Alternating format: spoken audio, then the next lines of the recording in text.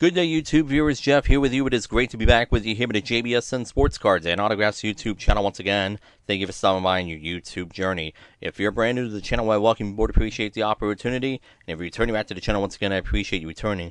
As you can tell with this video, this is going to be my official preview and predictions for WWE SummerSlam 2025, taking place this upcoming weekend from MetLife Stadium in East Rutherford, New Jersey in the Meadowlands. This is the first ever two-night version of SummerSlam, and on paper, it looks like a pretty good card overall. So let's go ahead and get into it.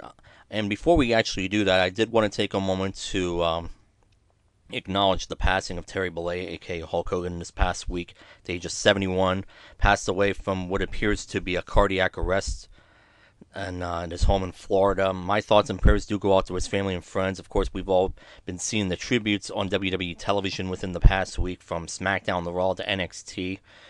I would say the tributes have been very well done by WWE, and, you know, again, my thoughts and prayers do go out to his family and friends, so I just want to acknowledge that here on video for you guys. But as far as SummerSlam goes, let's get on to night one. 6 matches have been signed for night one. Let's begin it with Sami Zayn taking on Karrion Kross in what appears to be the blow-off to their program. Each man has won one match in the series. Neither of their previous two matches, in my opinion, were all that great. The last match they had, which happened on Raw very recently, saw Karrion Killer Kross win the match. It was more or less Sami Zayn selling the injury to his ribs. It was not a very good match. Of course, there's been a lot of talk about Karrion Kross and Scarlett Bordeaux in their contract situation. Supposedly their contracts with WWE are coming up in August, and supposedly they have not had any conversations about a contract extension. I personally find that very hard to believe. It's going to be very telling, though, in this match who wins here and what that situation is. I'm hopeful they can have a better match than the last two matches they've had, because, like I said, neither of those matches were particularly good. I'm actually going to take Sami Zayn to win this match. Sami Zayn, I think, is going to be the one that's going to be building momentum heading into the Royal Rumble next year in Saudi Arabia in 2026. And I think a win here over Killer Karrion Kross will get him on the right track. I am picking Sami Zayn to win. As far as what's the future for Killer Karrion Kross and Scarlett Bordeaux in WWE, who knows? I don't think they're leaving personally. It's just my opinion. But I think Sami Zayn is winning this match. I'm taking Sami Zayn to win. Women's Tag Team title match. We have the Judgment Day's Raquel Rodriguez and Roxanne Perez as the Women's Tag Team Champions. They're going to be taking on Alexa Bliss and Charlotte Flair. Very interesting matchup. I think we all kind of knew for the last several weeks that this was going to be the match for SummerSlam, and that's what we're getting here. Now, reportedly, the initial plan was for Alexa Bliss and Charlotte Flair to have a one-on-one match at SummerSlam, but Charlotte Flair actually went to management and said that she didn't want to do that. She wanted to do this thing with Alexa Bliss for a little while, so I commend her for doing that. And it's honestly not the worst thing in the world for those who don't want to see Charlotte Flair in the world title picture. It keeps her and Alexa as a tag team and keeps Charlotte away from the women's title, which again makes some people happy. But as far as this match, Raquel and Roxanne, they became the tag team champions. Of course, it was Roxanne who's filling in for Liv Morgan. Liv Morgan's injured. I'm going to talk more about that here in a little bit. But as far as this match, should be a very good match. You got, I think, 4 very good workers. Roxanne, obviously the up-and-comer of the 4 here. Should be a very good match. I have to think, there's no reason why Alexa Bliss and Charlotte Flair would not be teaming together if they weren't going to win the women's tag team titles. I think Charlotte and Alexa are winning the women's tag team titles. I could see Roxanne Perez being the one to get pinned, and I think that is a catalyst to what happens in the future when Liv Morgan makes her return. But my pick is Alexa Bliss and Charlotte Flair. They're going to become the new women's tag team champions, so that's what we're looking at there. WWE SmackDown Women's title match sees Tiffany Stratton as the champion taking on Jade Cargill. I don't know about you guys. This match just does not really interest me, to be honest with you. It just feels like there's something missing from this. I'm just not getting the vibe that this is going to be all that it's cracked up to be, which is unfortunate because obviously Tiffany Stratton, a lot of people like her. Jade Cargill, she gets a lot of mixed reactions, a lot of mixed reviews about her, and all that kind of stuff. It's going to be very interesting to see how Tiffany Stratton does leading a match here, because she's going to be leading this match against Jade Cargill. I would assume that's the situation here.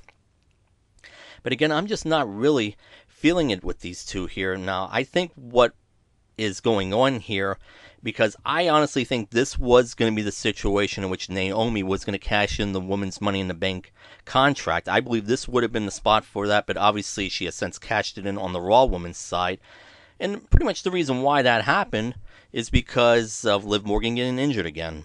I really do think that. I believe the plan all along was for Naomi to cash in the briefcase in this match with Tiffany Stratton and Jade Cargill, and Naomi would have won the SmackDown Women's title here at SummerSlam. But obviously they changed plans because Liv Morgan got injured, and they needed another top heel on the Monday Night Raw women's side to be alongside with Becky Lynch. Becky Lynch, of course, is tied up in the Women's Intercontinental title situation, so they didn't really have any other top heel on the Raw women's side, thus they moved Naomi over there. That's legitimately what I think. And whether they say it publicly or not, or no matter what they say, that's exactly what was going on here. So that element is not here with Tiffany Stratton and Jade Cargill. Now, we know Bianca Belair, she is not on the card for either night. Does Bianca Belair play a factor in any of this? Supposedly she is dealing with the injury to her fingers. She'd suffered some broken fingers. Supposedly she's close to returning. Last I heard that she has one of her fingers is not fully healed yet, still broken, and that could take some time. Does she play a factor in this in any way? Does she come out to maybe provide a distraction or something? Who knows? But as far as my prediction, Jade Cargill is going to become the champion at some point. This is not the point, though. Tiffany Stratton should be winning and retaining here. I don't think Jade Cargill is ready for the spot yet. At one point in the future, she is going to be packing the gold. There's no doubt about it. They see big things with her for the future. I don't think we're ready for that yet. I think Tiffany Stratton is still going to be the Women's SmackDown champion when it's all said and done. She is my pick to win and retain here. Tag team match sees Randy Orton and Jelly Roll, yes, country music singer Jelly Roll. They are teaming up to take on Drew McIntyre and Logan Paul. Of course, the big story the last few days heading into this is Drew McIntyre is actually stuck over across the pond in, I think it's in Scotland or United Kingdom somewhere. He doesn't have a passport to get back to the United States. This is supposedly a legitimate situation, and WWE is trying to work it out to try to get him back. I fully expect Drew McIntyre to make it back in time for the match here at SummerSlam. He's not missing SummerSlam. They'll probably figure out a way to do it. I'm sure his wife will bring the passport over to wherever he is, and they'll fly back. I'm fully expecting Drew McIntyre to be back in time in New Jersey for SummerSlam for this tag team match. And again, there's been talk that maybe The Miz could take the spot. We'll be seeing that. No matter if it's Drew McIntyre, The Miz, or another mid-card heel, I don't think the outcome is changing here. I think Randy Orton and Jelly Roll are winning this match. You don't bring in a celebrity like Jelly Roll to lose a match here. I fully expect Jelly Roll to win for his team, and I suspect that Jelly Roll is going to hit whatever finish he's going to come up with on Logan Paul, and that's how it's going to be done.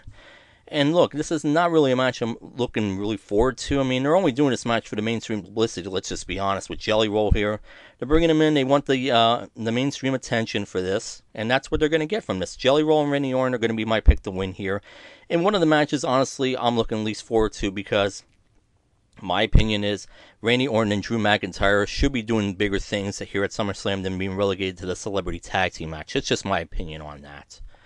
Speaking of tag team matches, we have Roman Reigns, the OTC1, and main event Jey Uso teaming up to take on Braun Breaker and Bronson Reed. Should be a very telling match here. Obviously, Roman Reigns, his first pay-per-view match, I believe since WrestleMania, if I'm not mistaken. And, of course, this is all coinspiring with what's been happening on television the last few weeks. Now, on the go-home episode of Monday Night Raw this past week, heading into SummerSlam, we saw Braun Breaker and Bronson Reed stand tall at the end of Raw, laying out both Roman Reigns and Jey Uso. Now, if you go by the old Pro Wrestling Booking 101 adage, you had the heels standing tall on the go-home to the pay-per-view, clearly that means Roman Reigns and Jey Uso should be winning this match, right? I actually wouldn't do that. I honestly would actually have Braun Breaker and Bronson Reed win. That's what I think is going to happen. That's what should happen. I would have Bronson Reed and Braun Breaker win this match. They are my pick to win this match, even though they stood tall at the end of Raw. And again, that does not typically bode well for them in this situation. But for those who probably don't know, I think most everyone knows this by now, Roman Reigns has been cast in the upcoming Street Fighter movie that they're going to start filming down in Australia here in August. So we know he's going to be a part of that. So we know he's going away.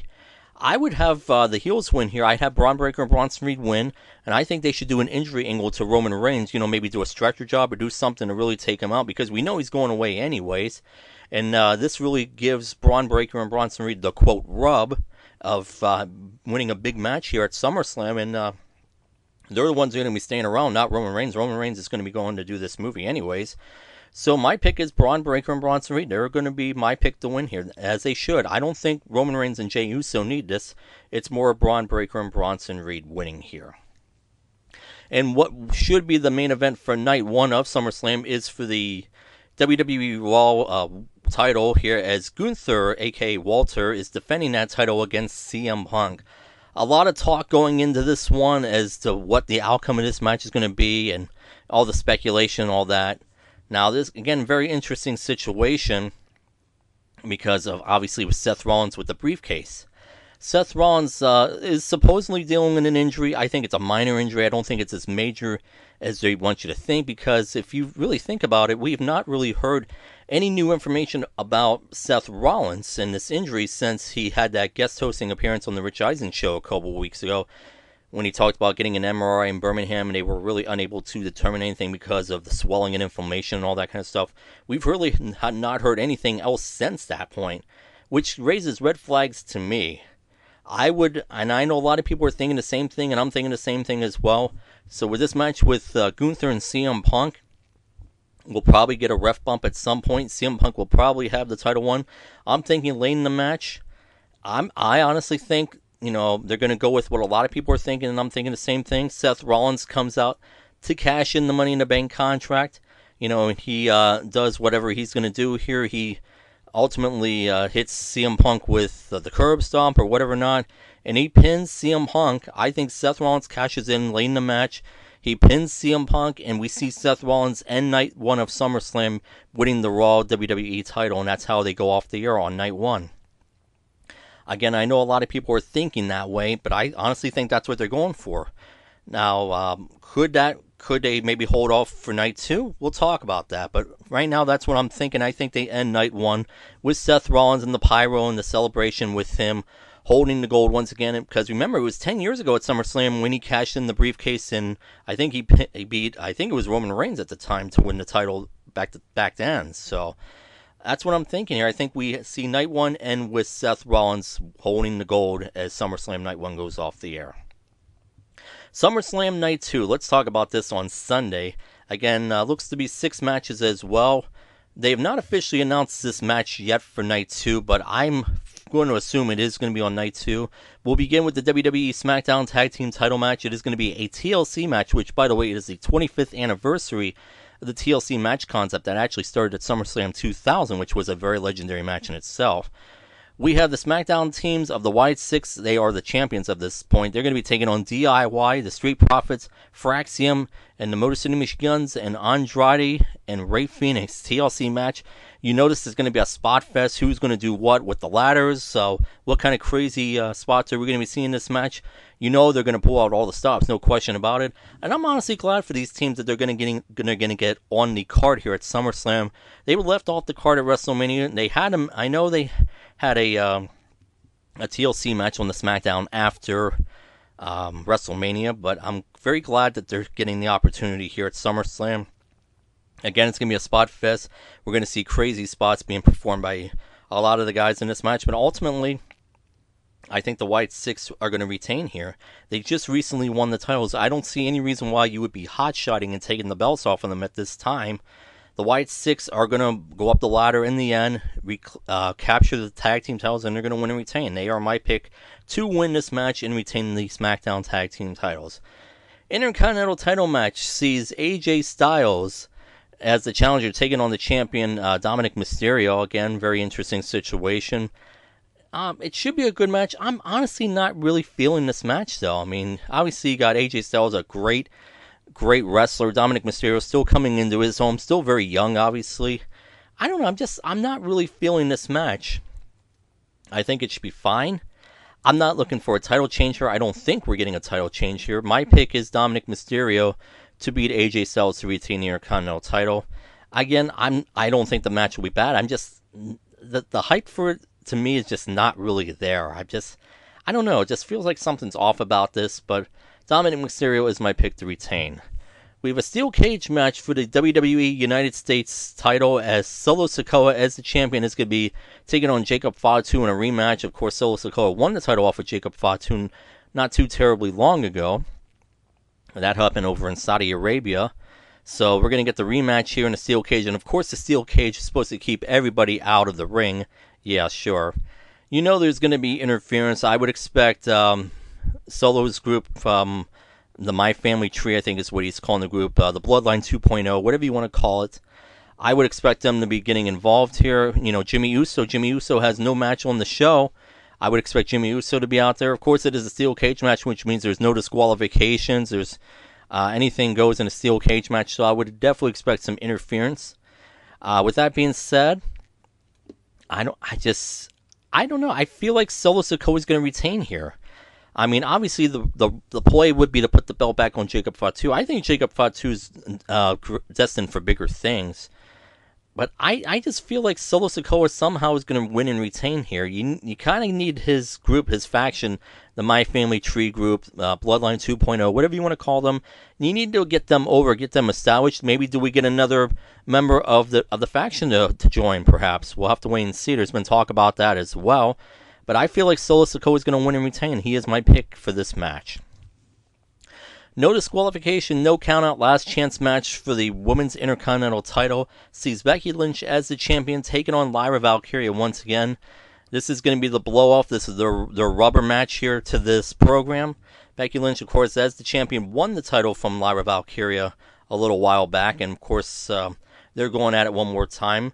Again, they've had very good matches together. The chemistry's been there. They've worked very well together, and I expect this to be no different. Of course, you have the no disqualification, no countout rule here. Basically, you have all the smoke and mirrors, you have all the plunder, you have all the hardware, all the weapons. And interestingly enough, of course, Bayley has no match here at SummerSlam. I fully expect Bayley to get involved in this somehow. I think somehow she gets involved.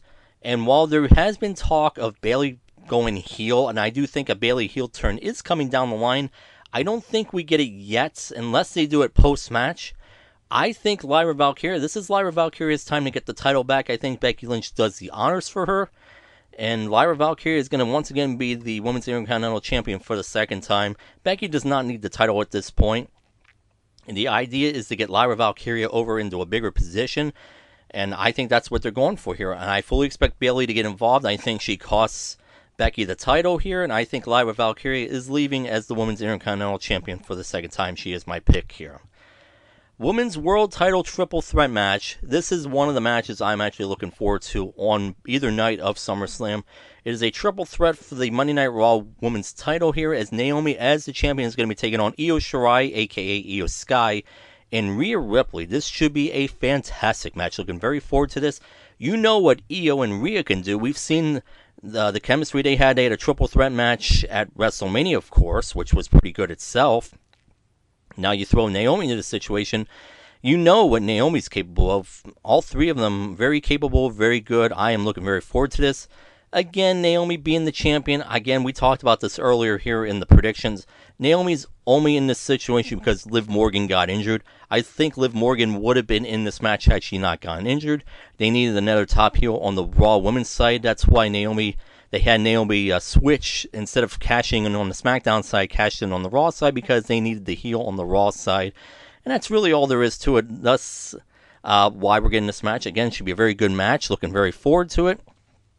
You know, they just put the belt on Naomi not that long ago. I don't see them taking the title off of Naomi here this quick. I do think Naomi's going to be a transitional champion, but it is way too soon to be taking the title off Naomi in this situation.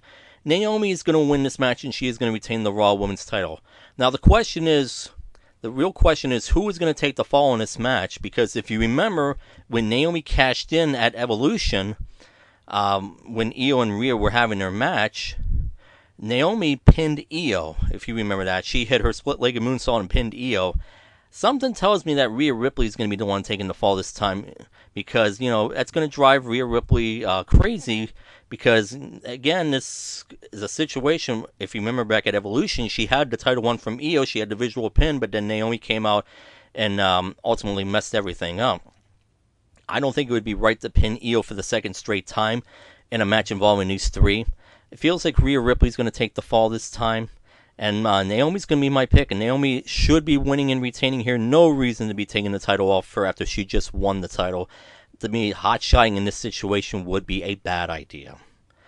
And finally, the Night 2 main event, Street Fight for the WWE SmackDown title, sees John Cena defending the title in a rematch against Cody Rhodes. This is the rematch, of course, from WrestleMania, when they had arguably one of the worst WrestleMania main event matches of all time.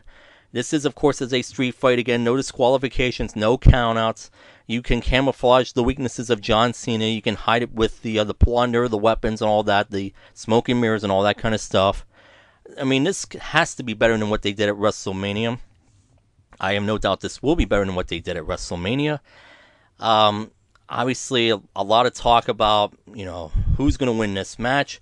Do we get a possible cash-in from Seth Rollins here? I've seen people talking about the idea maybe Seth Rollins not cashing in at the end of night 1, but instead cashing in at the end of night 2 to, quote, swerve people.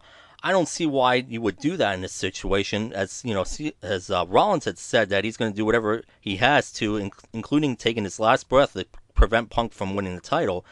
So I don't see the cash-in being likely here, though you can't completely rule it out. Now, obviously, I've seen people talk about maybe them doing a double turn here, having Cena start going back towards being a babyface and Cody going towards being a heel. Does Dwayne "The Rock" Johnson play a factor in all this? There's been talk that maybe he makes his return here, and that leads as the catalyst that leads to maybe Cena becoming a babyface again and Cody going heel. I don't see the double turn being a great idea. I don't know why you would want to turn Cody Rhodes heel at this time. I do think a Cody Rhodes heel turn is coming down the line. I wouldn't do it now, though. You do want to get Cena going towards being a babyface because he is going to end 2025 as a babyface. There is no question about it. And, obviously you got to start that at some point. Now, as far as, Cody Rhodes go, much like Roman Reigns, Cody Rhodes has been cast in that Street Fighter movie that they're going to start filming in Australia here pretty soon. So, one would think, obviously I'm recording this before SmackDown, so they could do something on SmackDown prior to this, but at this point, one would think with Cody going away, I don't think Cody's going to be gone that long. I think they play this straight up. I do. I think Cody Rhodes is winning the title back. Do we get some type of interference in this match? I mean, it's a street fight. There's no disqualification, so that doesn't mean anything. I mean, anybody can come on and get involved. There's no disqualifications in a street fight. So obviously, you have to think people are going to get involved in this. But ultimately, in the end, I think they play it straight up here. I think Cody Rhodes is getting the title back. John Cena is going to be just a part-timer. He's not going to really be around. I know Cody's going to go do that filming of Street Fighter, but he's going to be back soon. And I think they can go maybe a couple weeks without Cody being on TV. But again, it's fine. It's fine. I think they play it straight up, and I think Cody Rhodes is going to be winning back the title here because you're going to end what I think is Seth Rollins winning to end night 1 as a heel. You need a baby face to send the fans home happy on night 2, and that's Cody here. I think Cody wins, he regains the title once again. I think that's the play. That's what you got to go with. So that's my thought on it. So again, this should be a very good SummerSlam night 1, night 2, 12 matches total. The card looks pretty good to me. We need some big things to happen on the show, in my opinion. We need some big things to take place. I know the build has not exactly been great. The build's only been for a few weeks because of all the different pay-per-views and PLEs they've been running here recently. We need some big things to happen here, and hopefully we're going to get some big standout moments here. And that's my thought on it. So let me know, guys, what you think down in the comment section below. Do you think there's going to be a cash-in from Seth Rollins? Do you think Cody's leaving with the title? Do you think Cena's going to retain? The CM Punk actually won the title from Gunther. What do you guys think? Let me know in the comment section below. Let me know what your sleeper match is. I'm looking forward to Naomi, Io Sky, and Rhea Ripley the most. But again, lots of good opportunities, lots of good matches here. Let me know what you guys think. And stay tuned on the channel for more content coming up here. Like, comment, and subscribe. And we'll see you the next time here on JBSN Sports Cards and Autographs here on YouTube. Bye for now, everyone.